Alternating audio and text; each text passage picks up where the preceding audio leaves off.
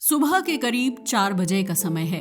बाहर अभी हल्का अंधेरा है, लेकिन कोल माइन टाउनशिप के कुछ घरों में रोशनी जल चुकी है। ये किसी आम नौकरी की सुबह नहीं होती। यहाँ अलार्म का मतलब सिर्फ समय पर उठना नहीं, बल्कि उस जगह के लिए तैयार होना है जहाँ एक छोटी गलती भी जान ले सकती है। मजदूर जल्दी उठते हैं क्योंकि शिफ्ट शुरू होने से पहले safety check, attendance, lamp room और इक्विपमेंट इशू की पूरी प्रक्रिया होती है। हर मिनट की वैल्यू है। माइन गेट के बाहर धीरे धीरे वर्कर्स की भीड़ जमा होने लगती है। किसी के हाथ में स्टील लंच बॉक्स है, किसी के कंधे पर हेलमेट और गम बूट्स। चेहरे पर नींद कम और रूटीन ज्यादा दिखता है। ये रोज का काम है, लेकिन रोज का रिस्क भी उतना ही नया होता है। गेट के पास अटेंडेंस कार्ड पंच होता है, फिर हर वर्कर को cap lamp, battery pack, self rescuer mask और कभी कभी गैस डिटेक्टर दिया जाता है। यही वो चीजें हैं जो अंदर उनकी लाइफलाइन बनती हैं। सबसे पहले ब्रीफिंग होती है। ओवरमैन और सेफ्टी ऑफिसर आज के पैनल, कटिंग जोन और वेंटिलेशन रूट के बारे में बताते हैं। किस गैलरी में ड्रिलिंग होनी है, कहाँ रूफ सपोर्ट कमजोर रिपोर्ट हुआ है, किस जगह मीथेन रीडिंग थोड़ी हाई मिली थी, ये सब पॉइंट टू पॉइंट बताया जाता है। बाहर खड़े आदमी को टनल सिर्फ एक सुरंग लग सकती है, लेकिन अंदर हर सेक्शन का अपना अलग डेंजर प्रोफाइल होता है।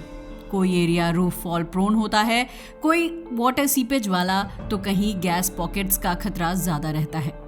अब बारी आती है नीचे उतरने की। अंडरग्राउंड माइंस में वर्कर्स को केज लिफ्ट से सैकड़ों मीटर नीचे भेजा जाता है। स्टील केज में 20 से 30 लोग एक साथ खड़े हो जाते हैं। जैसे ही गेट बंद होता है, ऊपर की सुबह की रोशनी कुछ सेकंड्स में गायब हो जाती है। केज तेजी से नीचे उतरती हुई महसूस होती है। कानों में प्रेशर चेंज होता है, स्टील केबल्स की वाइब्रेशन सुनाई देती है और कुछ ही पलों में सरफेस की दुनिया पीछे छूट जाती है। यही वो मोमेंट है जहां हर वर्कर मेंटली स्विच करता है। ऊपर की जिंदगी अलग है, नीचे का सच अलग। नीचे उतरते ही सबसे पहले टेम्परेचर और हवा का फर्क महसूस होता है। टनल के अंदर मेन वेंटिलेशन सिस्टम लगातार फ्रेश एयर सर्कुलेट करता रहता है। फिर भी कुछ डेड एंड हेडिंग्स और डीपर गैलरीज में हवा हैवी महसूस हो सकती है। कोल डस्ट की महीन लेयर फ्लोर, मशीनरी, केबल्स और साइड वॉल्स पर लगातार जमती रहती है। कैप लैंप की लाइट के बाहर सब कुछ पिच ब्लैक है। जितनी रोशनी लैंप देता है, दुनिया उतनी ही सीमित हो जाती है। कुछ फीट आगे क्या है, वही पूरा संसार है। टनल वॉल्स काली, नम और रफ होती हैं, जिन पर पानी की बूंदें कई जगह रिसती रहती हैं। काम वाली जगह तक पहुंचना भी आसान नहीं होता। कई माइंस में वर्कर्स को नैरो गैलरीज से पैदल कई किलोमीटर्स तक चलना पड़ता है। कहीं कन्वेयर बेल्ट के साथ साथ चलना होता है, कहीं लो हाइट टनल में झुककर आगे बढ़ना पड़ता है। कई जगह रूफ इतनी लो होती है कि हेलमेट बार बार रॉक सरफेस से टकराता है। हर कदम सोच कर रखना पड़ता है, क्योंकि फ्लोर अनइवन, मडी या कोल स्लरी से भरा हो सकता है। आज की shift mechanized board and pillar section के एक्टिव वर्किंग फेज पर लगी है। यहाँ कॉन्टिन्यूअस माइनर मशीन आगे बढ़ते हुए कोल सीम की सॉलिड लेयर को अपनी रोटेटिंग ड्रम हेड से शेव करती है। ड्रम के कार्बाइड बिट्स जैसे ही सरफेस से टकराते हैं, काली परत बड़े चंक्स में टूटकर चेन कन्वेयर पर गिरने लगती है। पीछे चल रही सपोर्ट क्रू तुरंत रूफ बोल्टिंग, केबल मैनेजमेंट और शटल कार हॉलेज कोऑर्डिनेशन संभालती है, ताकि कटिंग बिना रुकावट जारी रहे। पूरी टनल में मशीन की भारी गूंज लगातार फैलती रहती है।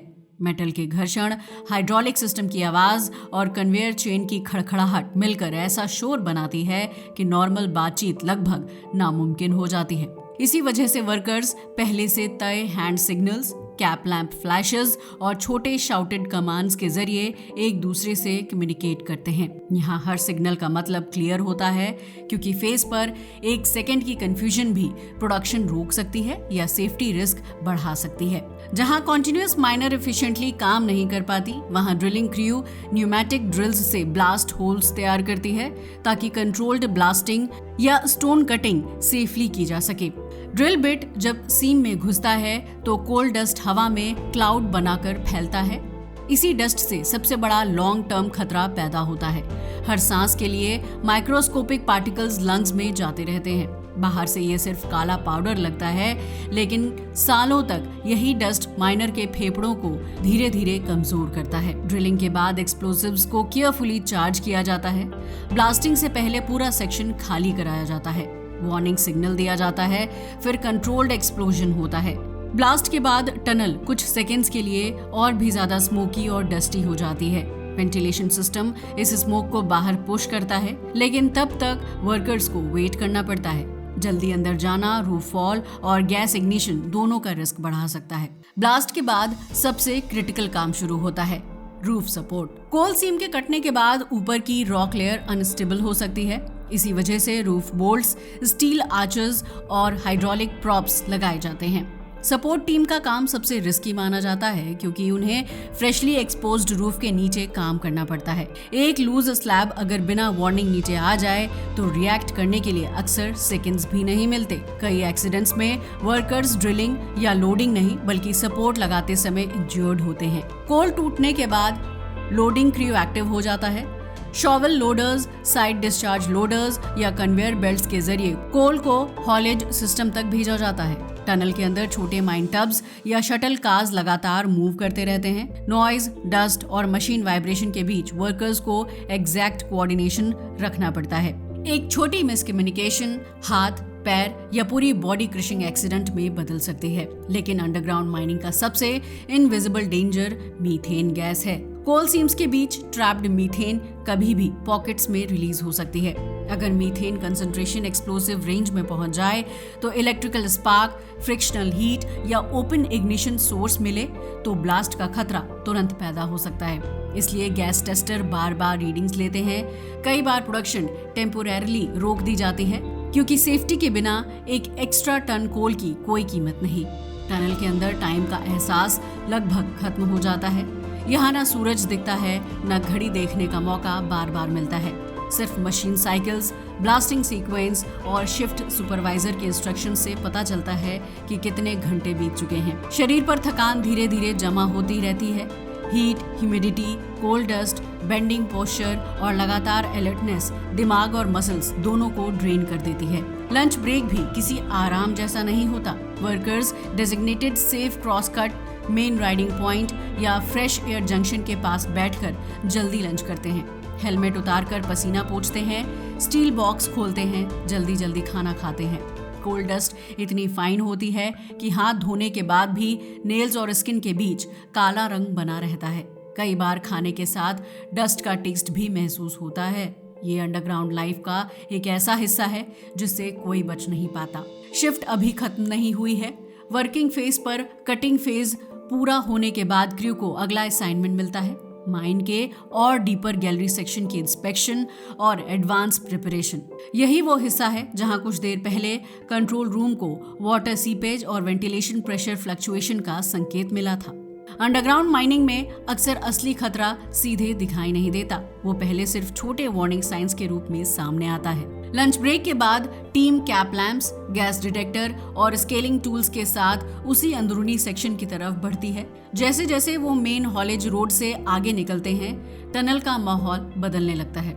दीवारों से हल्का पानी रिसता दिखता है, फ्लोर पर नमी बढ़ जाती है और एयर फ्लो में सबटल सा बदलाव महसूस होता है। यही वो संकेत हैं जिन्हें एक एक्सपीरियंस्ड माइनर तुरंत पकड़ लेता है। उसे समझ आ जाता है कि आगे का रूफ स्ट्रेटा स्टेबल नहीं भी हो सकता और सीपेज किसी हिडन क्रैक जोन या ओल्ड वाटर लॉक्ड कैविटी की तरफ इशारा कर रहा है। इस डीपर गैलरी में रिस्क सिर्फ फ्रेजाइल रूफ का नहीं होता बल्कि अनप्रेडिक्टेबिलिटी का होता है।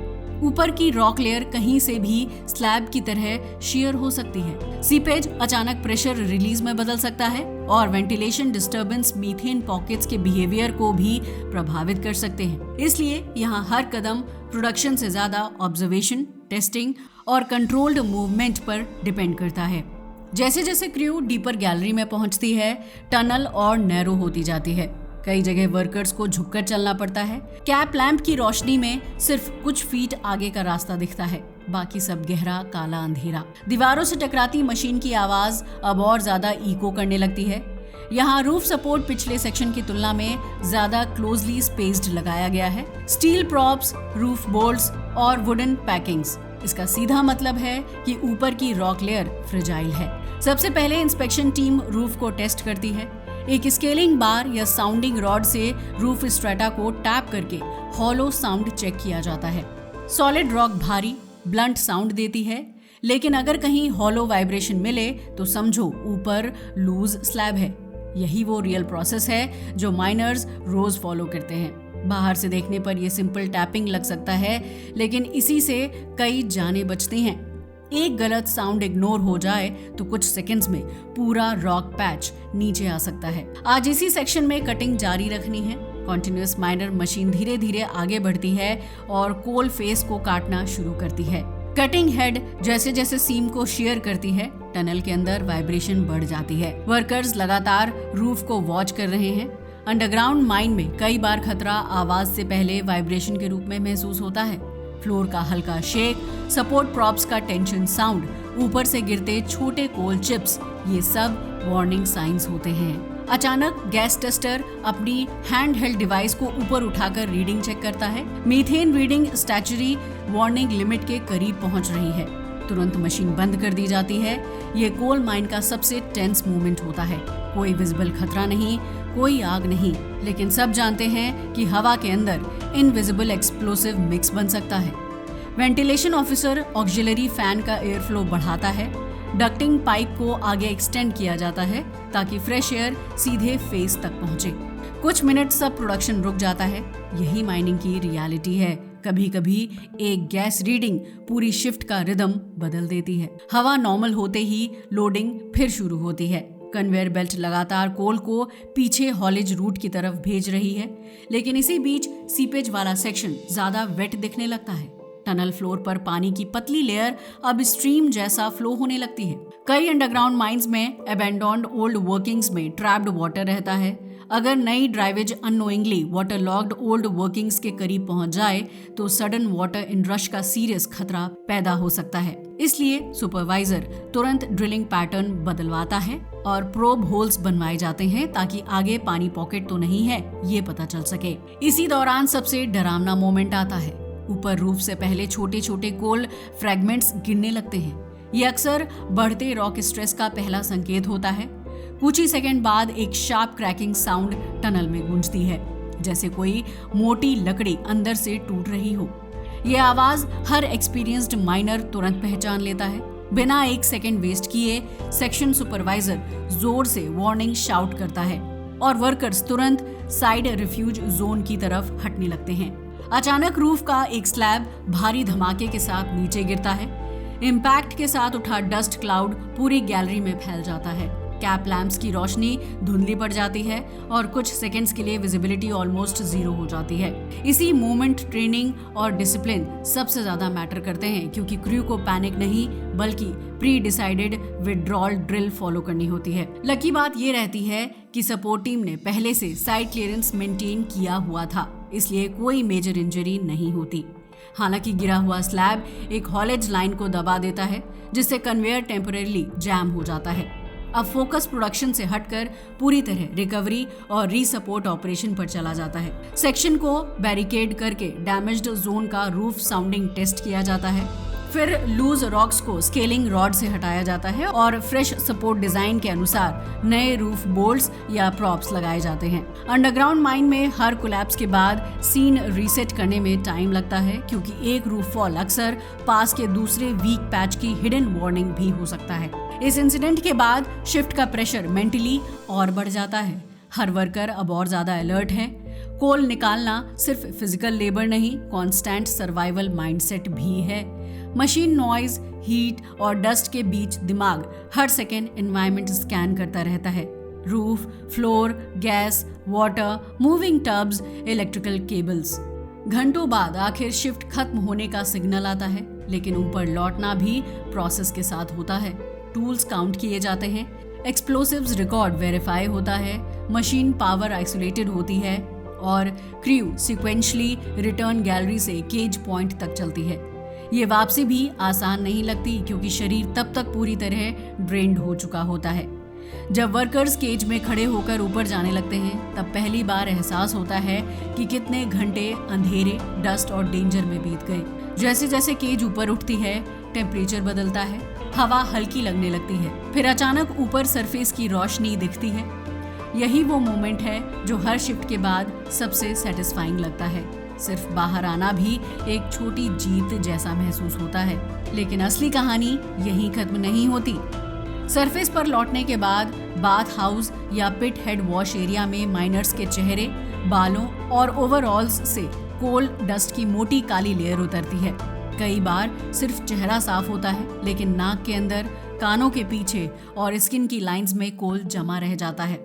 शिफ्ट के बाद खांसी के साथ डस्ट लेडन म्यूकस निकलना कई माइनर्स के लिए आम बात होती है। सालों तक यही एक्सपोजर कई माइनर्स को pneumoconiosis, black lung disease, chronic bronchitis जैसी प्रॉब्लम्स देता है। ये खतरा एक्सप्लोजन जितना ड्रामेटिक नहीं दिखता, लेकिन धीरे धीरे लाइफ को उतना ही डेंजरस बना देता है। घर पहुंचने पर फैमिली के लिए ये सिर्फ रोज की वापसी नहीं होती, उनके लिए हर शिफ्ट एक साइलेंट टेंशन होती है।